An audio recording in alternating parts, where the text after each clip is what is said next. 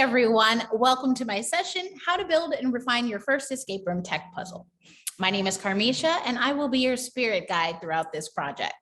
The goal for this session is to simply demystify maglocks and show you how to add a little pizzazz to your puzzles with light and sound. But if you take nothing else away from this session, please take away the belief that you can do this, because I know if I can do it, you can definitely do it. A quick bit about me before we dive in. I went to my very first escape room in 2017. I was at pre-deployment training. I was in the military at the time, and I gathered a bunch of my classmates and we just went to the nearest escape room. We had a ton of fun, but the room was full of IKEA furniture, which I knew the exact prices of. And I was like, oh my gosh, I can definitely do this. So I spent all of my downtime during my deployment teaching myself Arduino. And I opened up my very first escape room about 6 months after I got back from deployment. And just last month, I purchased another escape room in Texas. So I am super stoked about the escape room industry. And now a disclaimer. Today, I'm going to show you how to build a simple tech puzzle. This puzzle, however, is for learning. I would not put it in an actual escape room because the cabinet that houses the puzzle is weak and it would not stand up to the strength of the maniacs that do escape rooms, myself included. But if you find a stronger cabinet or you build a better cabinet, you can absolutely use it. All of the code that I'm using and discussing today is available for you to download for free from GitHub.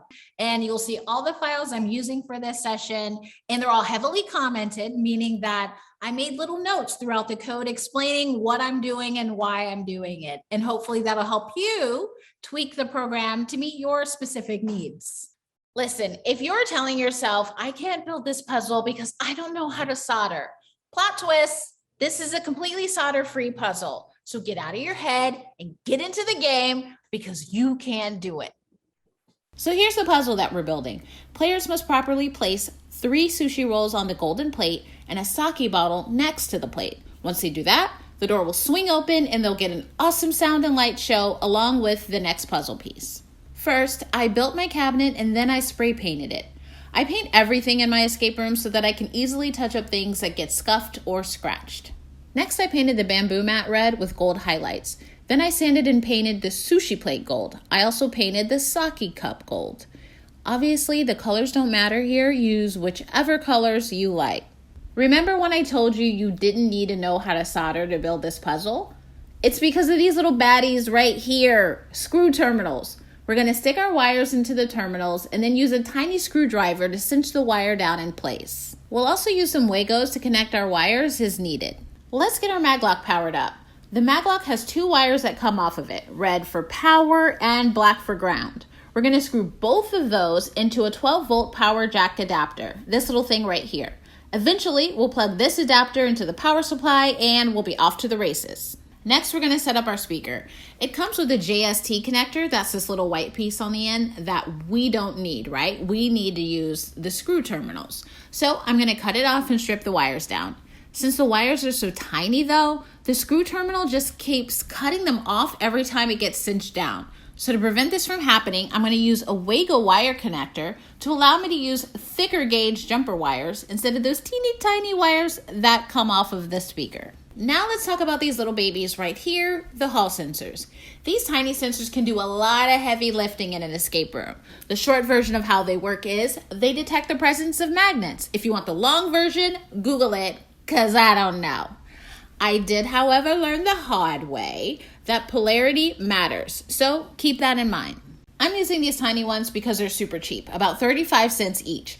You could buy these other kind that have a little breakout board attached. They're just under $1 each.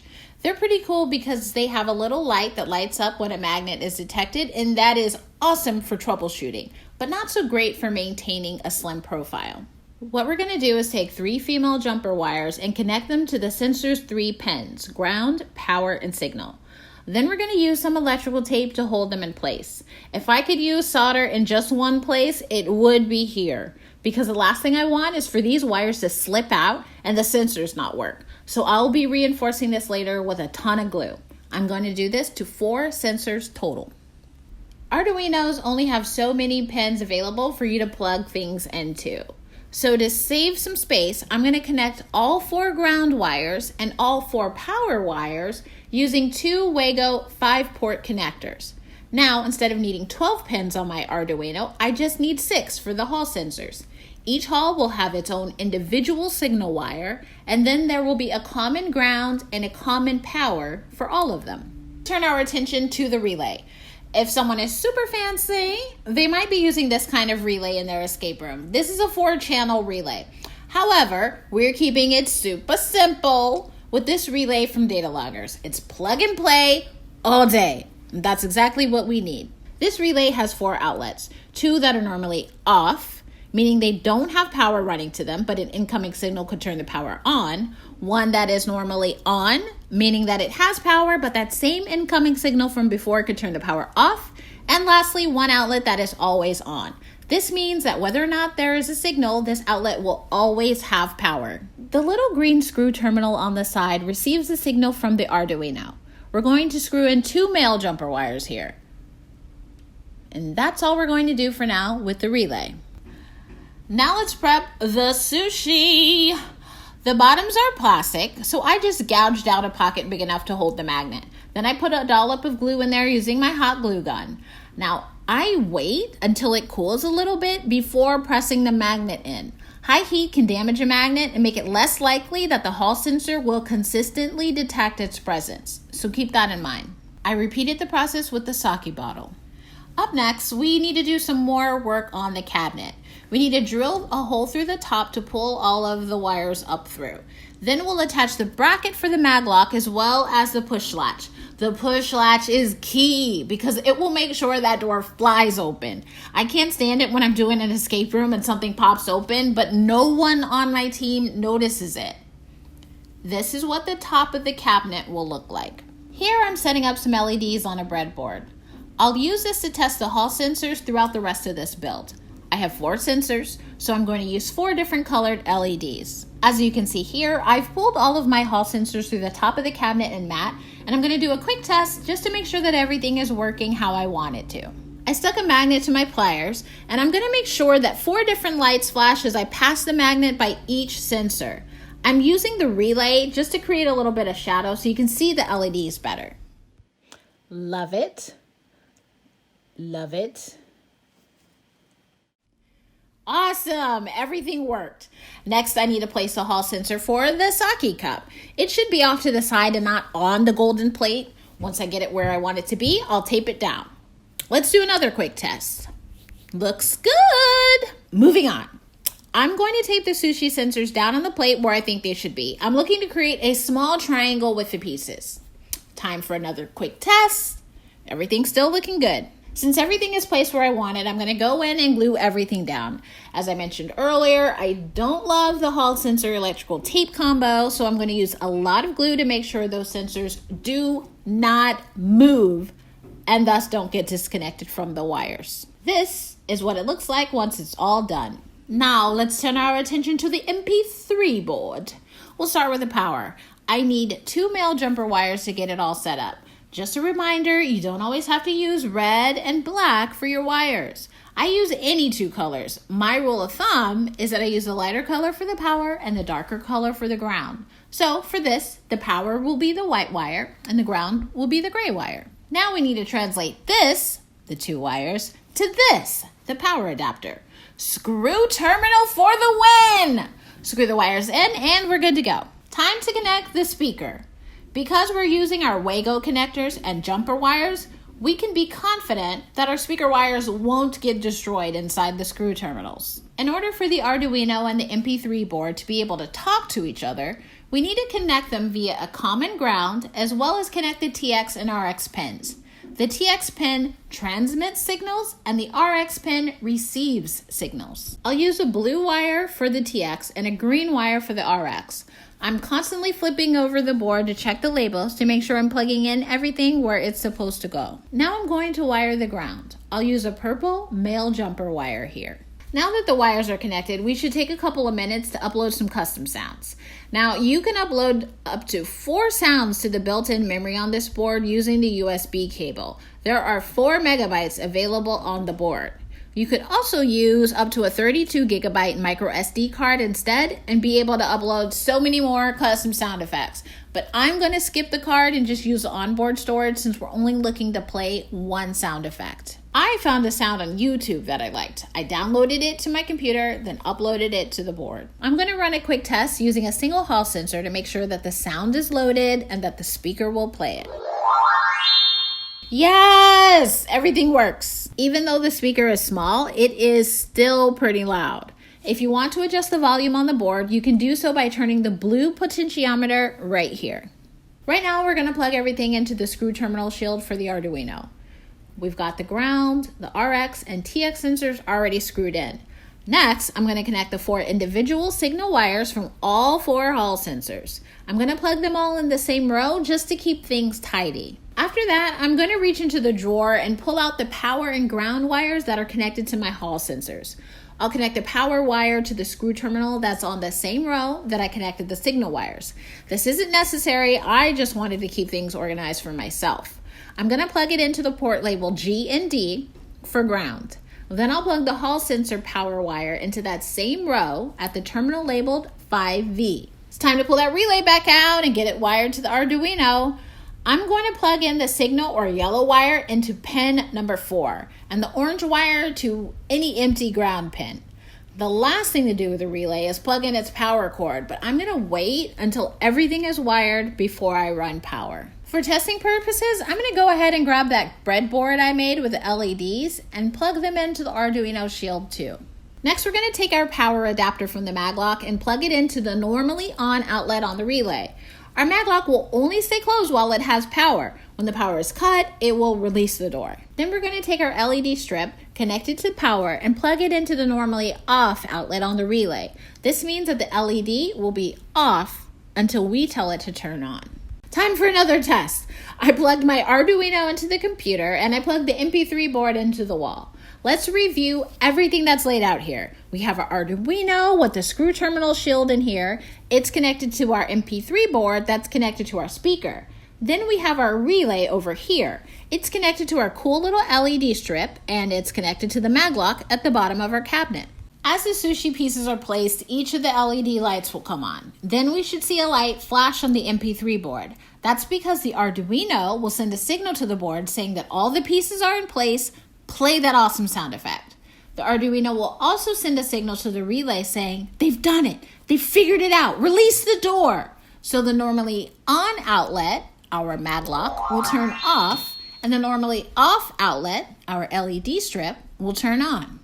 This is how we level up the puzzle design in our rooms, by bringing the lights and sound all the way down to the puzzle level instead of off in a random corner where a speaker is mounted. And there you have it, lights and sound and the maglock opens. Also, I can reset everything using the reset button on the shield. Now that I know it all works, I'm going to mount everything to a board. I'm just using some tiny machine screws and nuts that I got from Ace Hardware. Once that's all fixed up, I just need to run the power cord for the relay through the back of the cabinet. I also need to run the power cord for the MP3 board back there as well, since it will be plugged into the wall too. We can then reach into the drawer and plug it all in. Here's what everything looks like inside the drawer. Here's a view of the puzzle from the top. The last step is to mount the LED strip on the inside of the cabinet and place our lucky cat inside. I just peel off the strip of paper covering the adhesive and stick the strip on the bottom of the cabinet. I secure the cords with electrical tape. Obviously, for your puzzle, you can stick this LED strip wherever you want. Here's the puzzle from the front.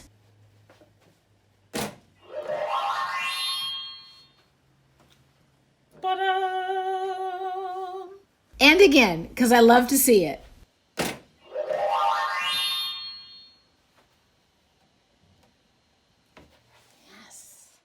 Okay, so I've shown you how to build a physical puzzle. Let's turn our attention to the software side of the house. Here's the thing, you guys. Arduino is super chill, all right? You tell it to do a few things and it executes them flawlessly.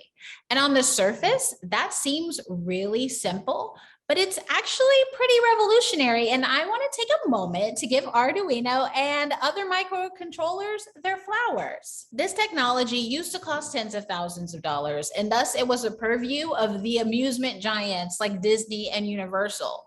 But these days, you can get an Arduino board for just a few bucks, okay? That precipitous price drop, I believe that's what has allowed escape rooms to flourish all around the world. So yeah, Arduinos are awesome, and you should learn how to use them. Okay, now that I'm done gushing, let's actually talk about the code. Quick reminder, all of this code is available for download from GitHub. I'm going to break everything down for you using pseudocode. Pseudocode is really cool because it allows me to explain what I'm doing and what I want to happen in different parts of the code, but just using plain English so that you understand. An Arduino program is called a sketch. And when you open up a new sketch, this is what it looks like. Okay, when I open up a new sketch, I usually add a few blank lines above the void setup line, right? That's where I pull in my libraries and establish the variables that I'm going to use for this program.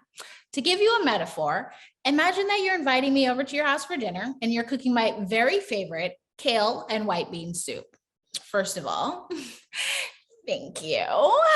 And secondly, you probably don't have everything that you need for that recipe already at your house, right? So you got to go to the grocery store, pick up the different ingredients and spices that you need and bring them into the house, right?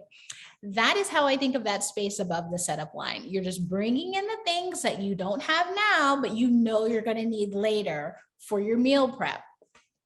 Up next is the setup line. And the space below the setup, that's where you're establishing your LEDs as outputs and your sensors as inputs. To continue the food metaphor, that's where you're saying, oh yeah, I need a little bit of this, I need a lot of that, and a little bit of this ingredient. All that setup, that happens in this space. After the setup is your loop. And I think of the loop like the ladle in a soup pot, right? So it's just going round and round and round, checking for the conditions that you've told it to check for, and then executing whatever instructions you've given it, right? So it's going to keep doing this, going round and round until the program ends or the power is turned off, right? That's what happens in the loop. After the loop space, that's where I personally like to put my functions. I like to think of functions as maybe recipes for side dishes for your meal, right? So it's not the whole entire meal, but just instructions for a little part that I know is going to be included in my grand, awesome meal that's being prepared. So that is an Arduino sketch. So let's go ahead and dive deeper into that code. As I mentioned previously, up top is where I'm going to pull in the libraries that I need for this project. In this case, I only need one library. That's software serial. Software serial is going to allow the Arduino board and the MP3 board to communicate. Here, I'm going to also define my Hall sensors, create variables to store the readings from the Hall sensors. I'm going to define my LEDs. I'm going to define a variable for playing the special sound effects that are going to come later. And I'm also going to define a variable for the puzzle state. This is super simple. There will only be two states, solved and not solved. And last but not least, I'm going to define the relay. Next, let's talk about the setup section. This is where we're going to set up our inputs, outputs, and do a few other things. So all of our Hall sensors, they are taking information in. We're going to set them up as inputs. And our LEDs, we're going to set them up as outputs because we're going to send signals to them telling them, hey, a magnet's been detected. Go ahead and light up. Keep in mind, LEDs are just for troubleshooting and debugging. They're not an actual part of this puzzle. We're also going to set up the relay as an output. That's because once the puzzle has been solved, we are going to send a signal out to the relay saying, hey, they did it. Open the mag lock. Give them the light show. All right. And after that, we're going to set up our serial communications. I think of serial communications like a channel, and I use that channel so that I can see on my laptop what's taking place on the Arduino. But because I'm using that channel to debug and troubleshoot my code, it's not available to do the other job I needed to do, which is facilitate communications between the Arduino and the MP3 board. And that's why I brought in that software serial library before to open up a new channel, if you will, between the Arduino and the MP3 board. Next, let's dive into the loop section. This is the code that's going to run over and over and over again until we tell it to stop. For this puzzle, it's actually going to be pretty simple. We're just going to do 3 general clumps of things. Number 1, we're going to read each Hall sensor and record the data into a variable, and then we're going to print that variable. This will allow us to keep an eye on what's happening with the code on our serial monitor. Up next, we're going to set up some if statements for the LEDs. If a Hall sensor has detected a magnet, then light up its respective LED.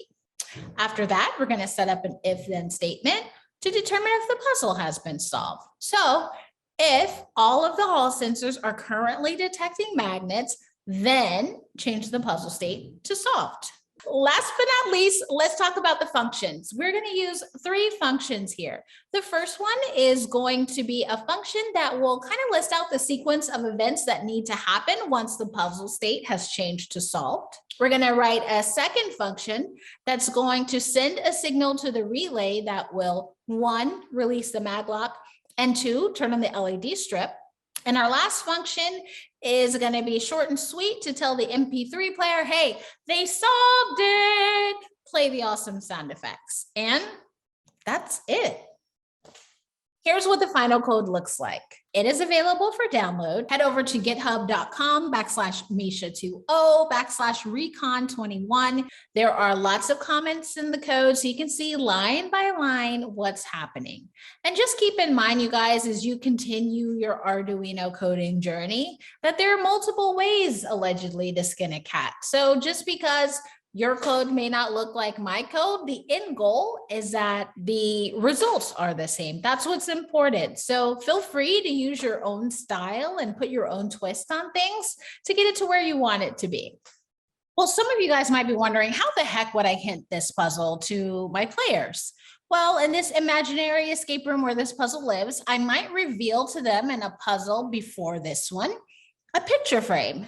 And in said picture frame, I might have a photo of the correct place settings. You know, not a full photo. This is a clue, not the answer key, you guys. Okay. So they're going to find the sushi pieces, find the sake bottle, and then use the picture on the frame to know where each piece goes. All right.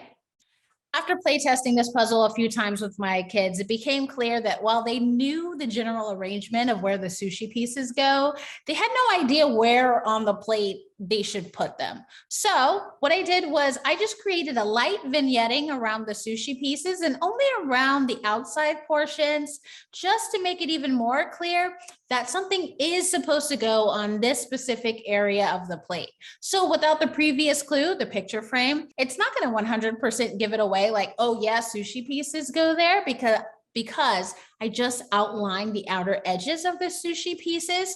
But once they find them, it'll be like, hey, oh, okay, yes, everything will come together and they'll know where things should go. So to continue with the lucky cat theme, boop, boop, I also bought some gold coins, and I thought these would be great to actually hot glue onto the inside of that cabinet. And that way you could create more of a reflective surface for the LED strip to reflect off of once the players solve the puzzle and that cabinet pops open, right? So again, just a little pizzazz. Did I actually do that? No, but it is on my list, okay? It is on my list. Let's talk about these sound files. Believe it or not, YouTube has a ton of special sound effects uploaded. And when I want to use them, I go to this little site right here. Basically, it converts the audio from a YouTube video to a downloadable MP3 file. That's what I've used for this project. But there are also some cool Creative Commons options. You can find those on Freesound. And if you prefer to pay for something, or you're just looking for something that's not available on these other sites, you should check out Audio Jungle. They have a bunch of cool sounds there too. Well, that's it, you guys. I have given you all that I have to give, all right? So thank you for joining. I look forward to your questions, and let's check out that puzzle one more time.